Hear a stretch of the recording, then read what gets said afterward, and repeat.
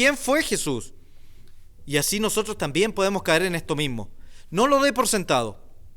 Uno de los grandes problemas que tienen las fiestas que se celebran erróneamente en honor a Cristo, que no aparecen en la Biblia, como Navidad o otras festividades que la gente guarda, es que pierden el foco de Jesucristo. Lo muestran como un niño indefenso, lo muestran con otros simbolismos. Entonces nosotros debemos entender quién fue Jesucristo, qué hizo Jesucristo para usted, qué relación tenemos nosotros con Él, qué ha hecho Él por mí. ¿Importa lo que ha hecho Jesucristo? Para ayudarlo en esto queremos ofrecer una ayuda gratuita, un estudio bíblico titulado La verdadera historia de Jesucristo. ¿Conoce usted la historia de Jesucristo? Hoy seguiremos estudiando acerca de reconocer a Cristo, sobre todo en sus fiestas santas. Pero usted puede descargar o solicitar este estudio bíblico en nuestro sitio www.iduay.org o escribirnos a nuestro correo info@iduay.org. Esta dirección están apareciendo en estos momentos en pantalla.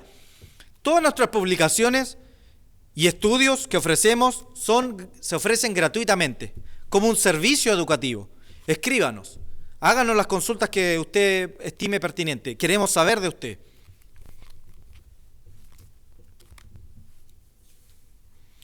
La Biblia revela a Cristo de diferentes maneras, como el Creador, como un profeta, como un sacerdote, como un rey y como nuestro Salvador. Son muchas las características y funciones de Jesucristo. Pero hoy en día, a menos de 10 días de la Pascua, queremos centrarnos en Cristo como nuestra Pascua, como el Cordero del sacrificio, el Cordero de Dios que fue sacrificado para usted y para mí. Hay un versículo que es Juan 3:16, es uno de los más famosos que la gente memoriza más rápidamente, que dice, porque de tal manera amó Dios al mundo que ha dado su Hijo unigénito para que todo aquel que en Él crea no se pierda, mas tenga vida eterna. Cristo vino a la tierra como un ser humano para tomar el pecado de nosotros y pagar nuestra culpa, la suya, la mía y la de todo el mundo. La Pascua nos muestra a Cristo como ese sacrificio hecho por nosotros. Ahora, continuando, hay otra escritura que quiero leer, que el apóstol Pablo le escribe a la iglesia en Roma, que se encuentra en Romanos 10, el versículo 4. Romanos 10, el versículo 4, dice, porque el fin de la ley es Cristo, para justicia de todo aquel que cree. ¿Sabe usted lo que significa realmente esta escritura, este versículo? Si se va a buscar la palabra, el fin, en el griego, es telos. Cristo es el telos de la ley, la justicia para todo aquel que en Él cree. Esta palabra griega telos tiene varias acepciones. Si uno lo busca en la concordancia de Strong, que aparece con el número 5056, si usted lo quiere buscar, y entre sus acepciones aparece fijar un punto, una meta, propiamente tal, se apunta a un límite, a una conclusión o un estado, un resultado, un propósito, un extremo, un fin, y nuevamente aparece la palabra propósito.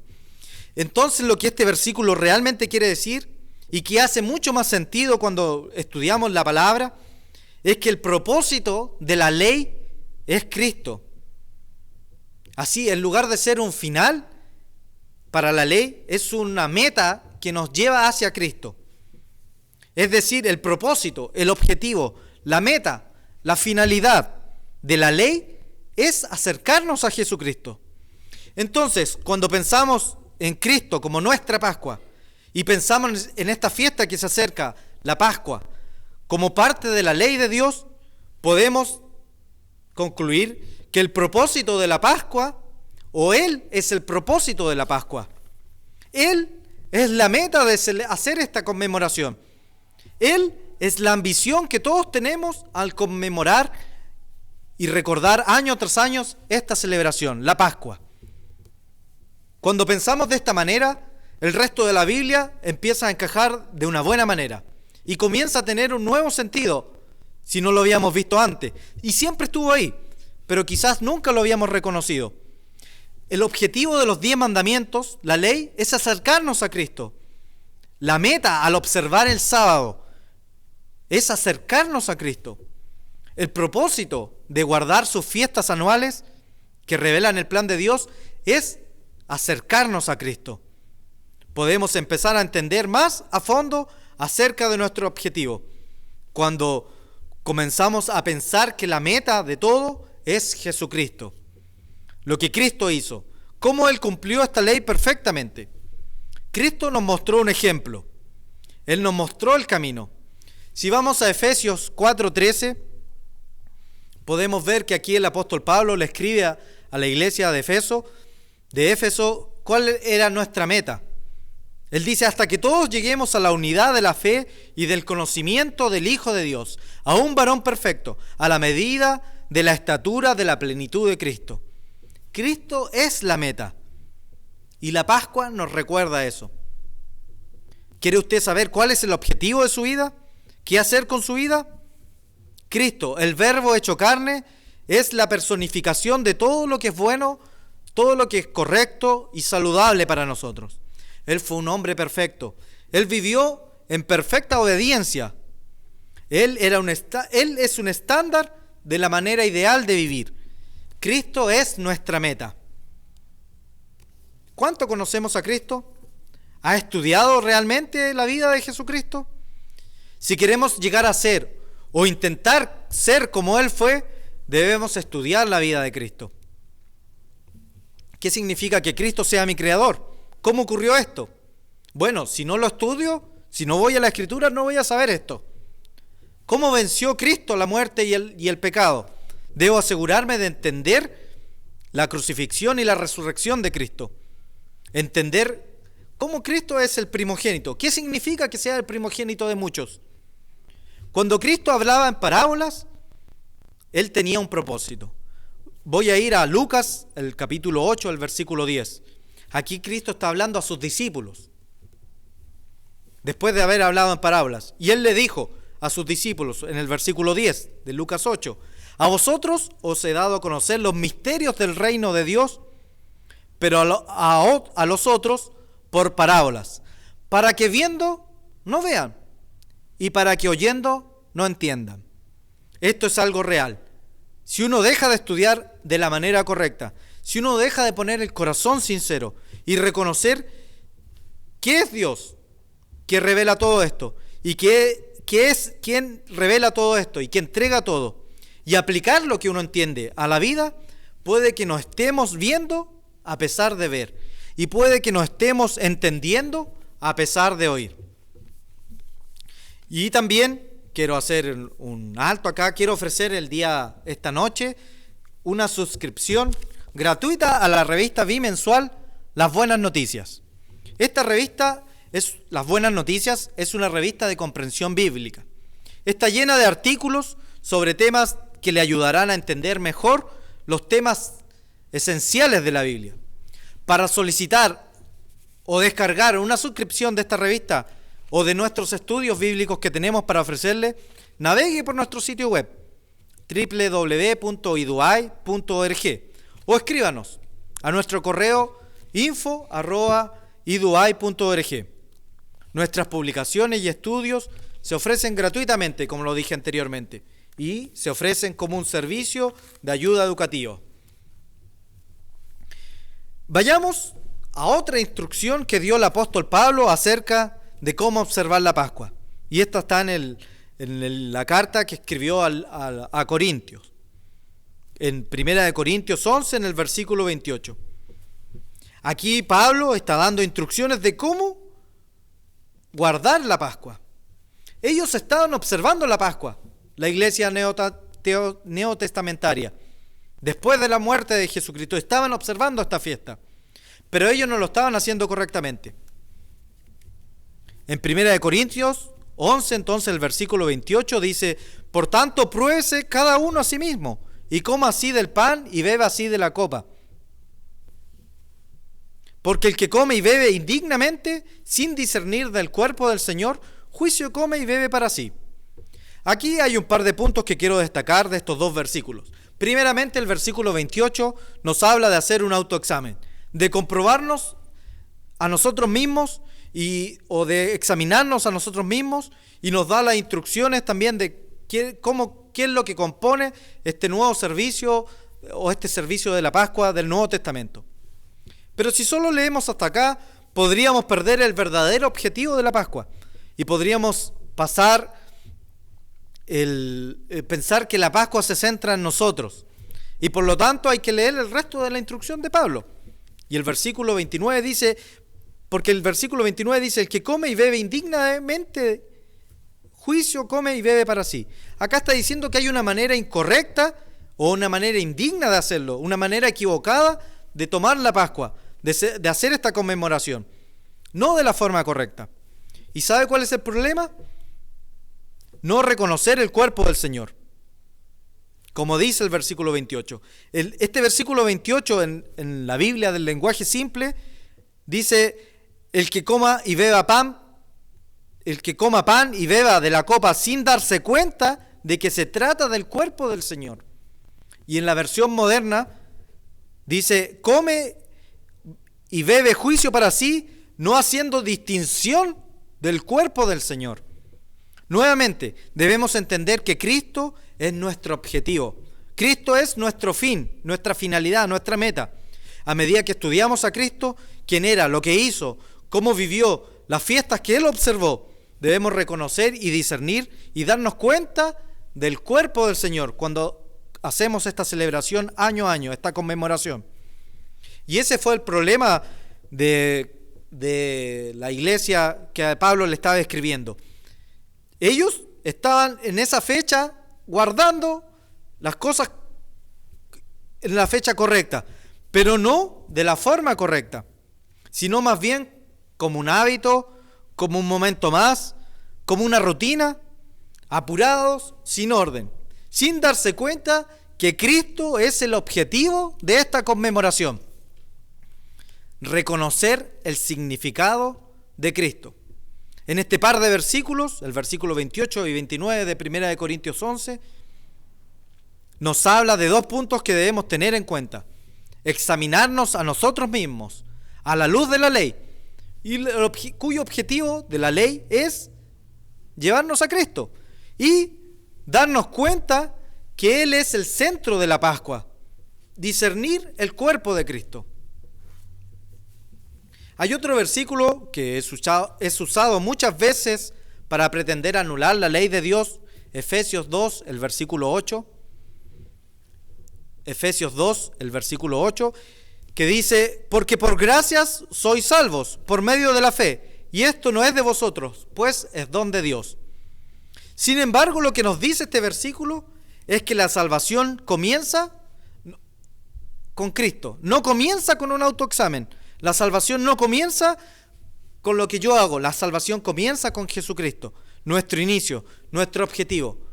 Pero leímos que la ley también nos conduce a Jesucristo. También me es grato o sirve leer Hebreos, después del capítulo 11, donde habla de los héroes de la fe, donde habla de esa nube de testigos que nos ayudan a construir nuestra fe, cómo actuaron, lo que hicieron. Lo que continúa, ¿cierto? El capítulo 12 hace la siguiente afirmación, y lo invito a pasar a Hebreos 12 desde el versículo 1.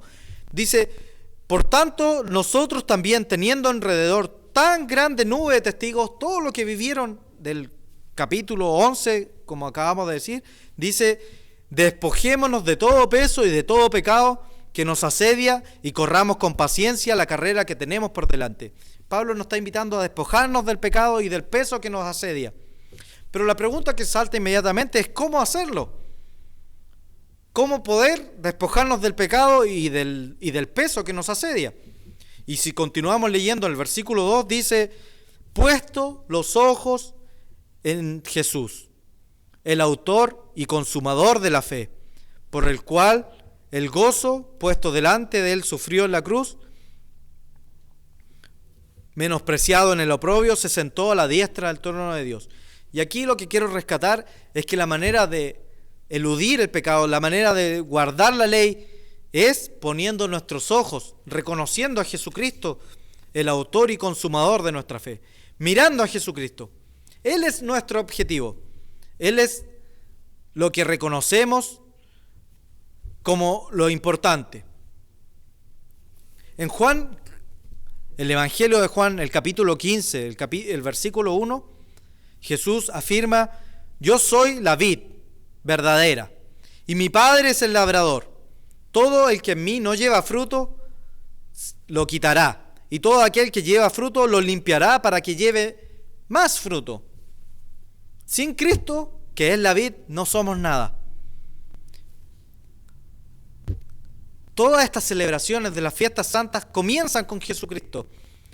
El objetivo de las fiestas santas que vivimos es encontrar a Jesucristo. Y también estas fiestas son con la ayuda de Jesucristo, las podemos vivir. Nuestra Pascua es Cristo. Creo que es tan importante porque a veces, con demasiada frecuencia, cuando miramos a nuestro Salvador, Jesucristo, podemos distraernos y pensar en otras cosas, como dije anteriormente, con estas festividades que el mundo hace y que opacan el verdadero plan de Dios. El plan que Dios tiene es muy importante y se revelan a través de las fiestas santas. Y para ayudar a entender este plan, Dios dejó su fiesta santa. Es por eso que los quiero invitar y les quiero ofrecer otra ayuda gratuita, otro estudio bíblico titulado Las fiestas santas de Dios, esperanza segura para toda la humanidad. Acá usted podrá reconocer las fiestas santas que aparecen en la Biblia y que son ordenadas por Dios y que nos ayudan a entender el camino de Dios. Hoy, este estudio bíblico usted lo puede encontrar y descargar en nuestro sitio iduay.org, www.iduay.org, o escribirnos al correo info@iduay.org para que se lo enviemos físicamente a su domicilio o donde usted estime conveniente. Y le repito, todas nuestras publicaciones, todos nuestros estudios que nosotros ofrecemos, la suscripción a la revista, son todas completamente gratuitas y se ofrecen como un servicio educativo. No deje de escribirnos, queremos saber de usted cuáles son sus preguntas y qué es lo que usted tiene para decirnos. En el estudio anterior, don Omar Morales nos explicó acerca de la Pascua del Antiguo Testamento y nos explicó que la Pascua se centraba físicamente, ¿cierto?, en el Cordero. El día 10 tenían que escoger a este Cordero y luego pasado el lapso de alrededor de 3 días y medio debían sacrificarlo. Ese era el enfoque de la Pascua del Antiguo Testamento, este Cordero físico. Pues la Pascua del Nuevo Testamento se centra en el Cordero de Dios, en Jesucristo. Si vamos a Apocalipsis, capítulo 14, versículo 4, se nombra a Jesucristo como el Cordero. Hay muchas escrituras que lo hacen, pero en esta me quise centrar y dice: estos son los que siguen al Cordero por donde quiere que va.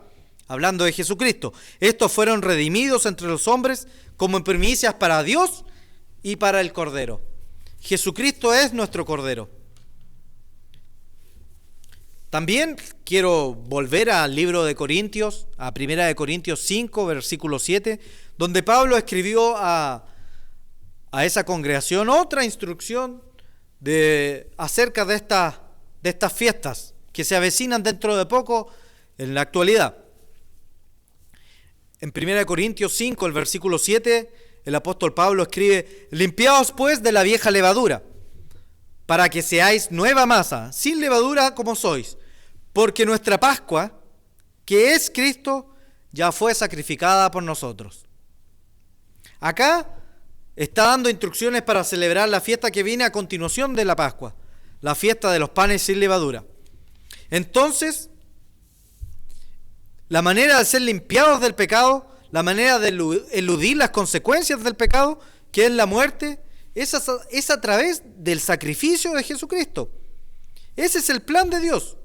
Ese es el plan que Dios planificó, que Dios creó y que está llevando a cabo antes de la fundación del mundo. Cristo dio su vida por nosotros. Dios el Padre dio la vida de su Hijo por nosotros.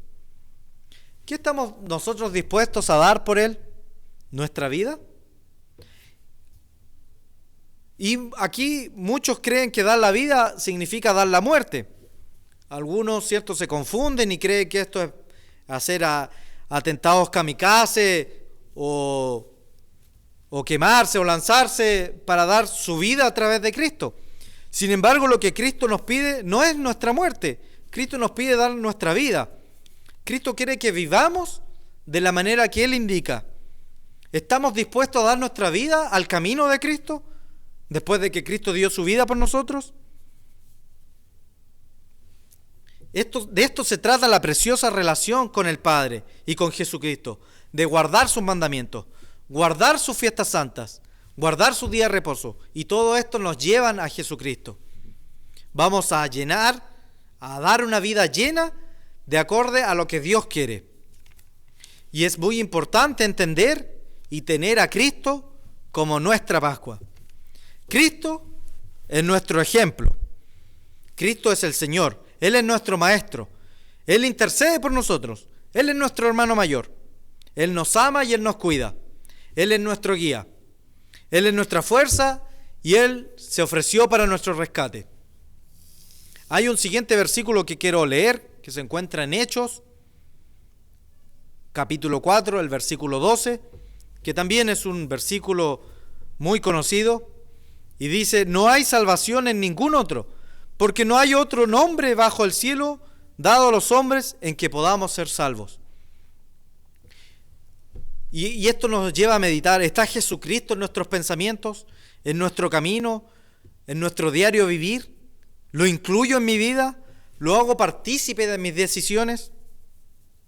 ¿Es mi propósito de vida Cristo? ¿Imitar su vida? ¿Dejar que Él viva por mí? Porque después de todo no podemos hacer nada para ser salvos por nosotros mismos. Es por ello que debemos buscar a Cristo en nuestras vidas. Es por ello que debemos dejar que Él comience el ciclo de fiestas santas en nuestra vida, y dejemos que Él comience esta Pascua en nosotros. Como última escritura quiero ir a Colosenses, el capítulo 3, el versículo 2. Y lo que dice acá también el apóstol Pablo, dice: poner la mira en las cosas de arriba, no en las cosas de la tierra. Dejemos vivir a Cristo en nuestra vida. Dejemos de vivir por nuestra cuenta, hacer nuestra voluntad. Vivir una vida por lo que nosotros pensamos que es bueno. Dejemos que Cristo lo haga. Y cuando realmente lo hagamos, llegaremos a un entendimiento profundo acerca de la Pascua. Y cuando realmente lo hagamos, dejemos que Jesucristo viva nuestra vida, llegaremos a un entendimiento profundo de Cristo, nuestra Pascua. Buenas noches, y los invito al próximo miércoles, en 3 miércoles más, a seguir presenciando esta serie de estudios bíblicos que hemos hecho especialmente para ustedes.